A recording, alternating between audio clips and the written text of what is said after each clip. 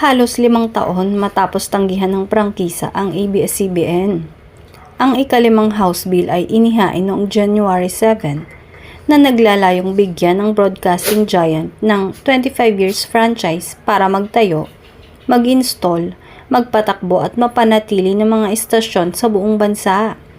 Si Representative Joey Salceda ng Albay 2nd District at Chairperson ng House Committee on Ways and Means ay naghain ng House Bill 11252 sa kabila ng limitadong mga araw ng session na natitira bago ipagpaliban ang 19th Congress.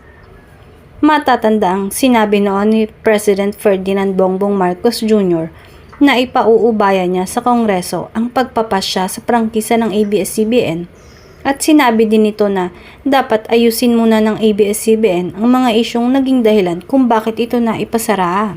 Sa explanatory note ng panukalang batas, sinabi ni Salceda na ang ABS-CBN ay nilinaw na ng Securities and Exchange Commission at Bureau of Internal Revenue na walang anumang paglabas sa pagmamay-ari at nakabinbing tax liabilities. Sinabi niya na ang ABS-CBN ay nananatiling nag-iisang pinakamahalagang mapagkukunan ng balita sa Albay, sa kabila ng kawalan ng prangkisa.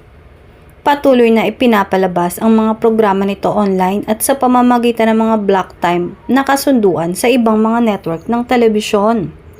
Ang tanong ng marami, ngayon malinaw na sa lahat na walang nilabag na batas ang ABS-CBN at walang naging kaso sa tax. Mabigyan na kaya ng 25-year franchise ang network?